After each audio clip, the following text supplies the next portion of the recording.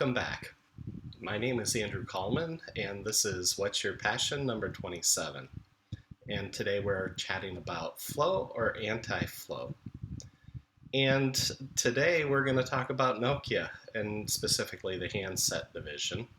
And it's a cautionary tale of an organization that devolved into anti-flow. What's really interesting is that the same board, for the most part, that made the bold leap from making rubber tires and boots to becoming a global electronics giant was also the same board that completely missed the boat with the touchscreen phone back in 2004, years ahead of the launch of Apple's iPhone. The rest is history. What's interesting is back in the early 90s, it might have been around 92, Nokia made the bold decision to change their vision. And they were going from boots and rubber tires to electronics. That's a major jump. And in the blog post, you'll see how they went from, on the one side, they went from innovation and anticipatory vision and ended up coming into operational excellence because they had to create the ability to deliver on that vision.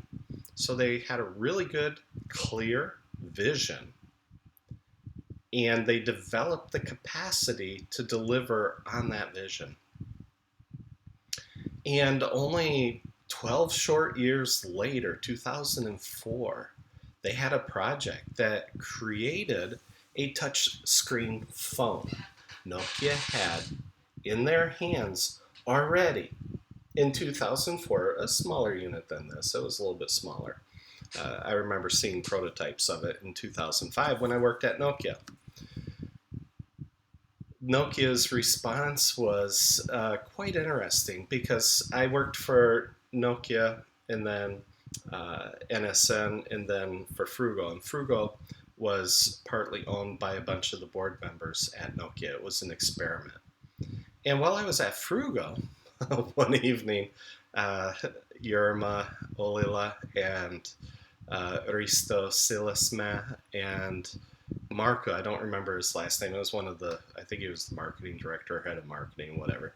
And Reijo Sirjalainen, the head of the company that I was working for.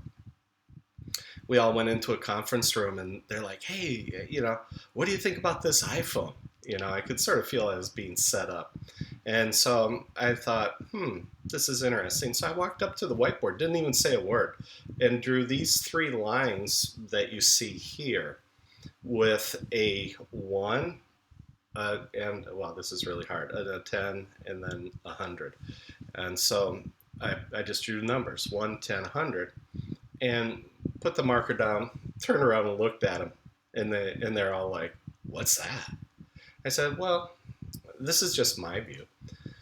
Knowing how Apple markets and how they behave, iPhone 1 might sell 1 million units. I don't know. Something like that. And then their next version will probably sell 10 million. I might not have these numbers right.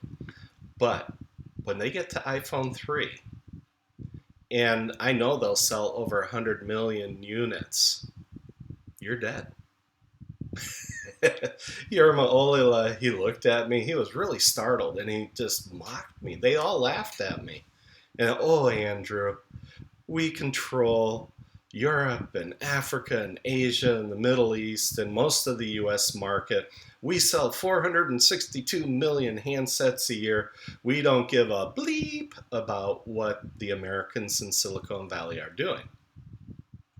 In fact, Andrew, it doesn't even have an alarm clock in the phone. I looked at him and I just said, okay, obviously Apple has something up their sleeve that you guys don't get.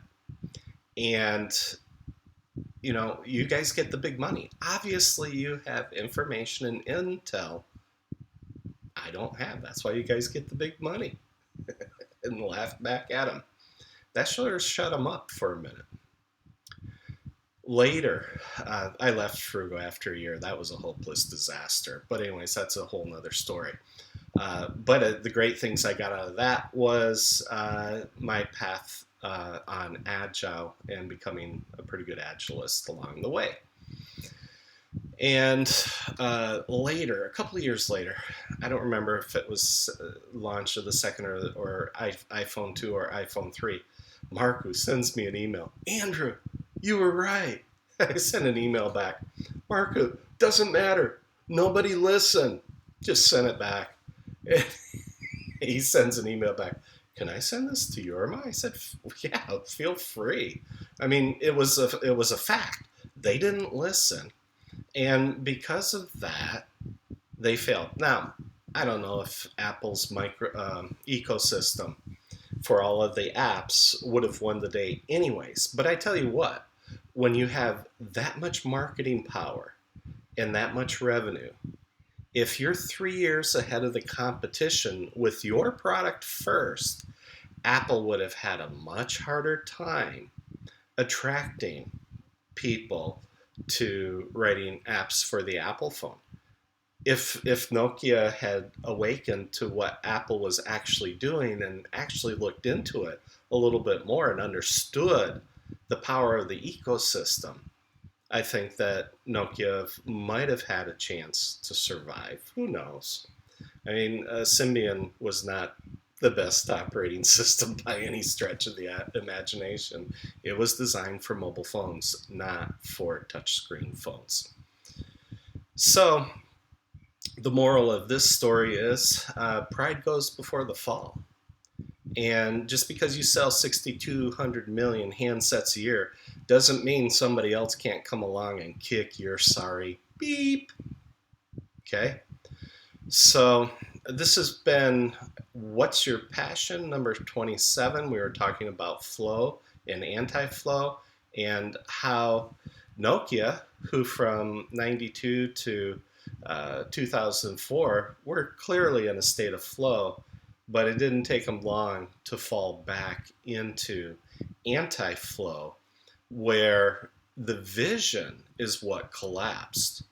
They still had probably a high ability to deliver, but it was probably more here because more and more people didn't want what they were selling anymore. So the wrong vision plus a strong delivery still gives you the wrong results. Look forward to chatting with you again soon.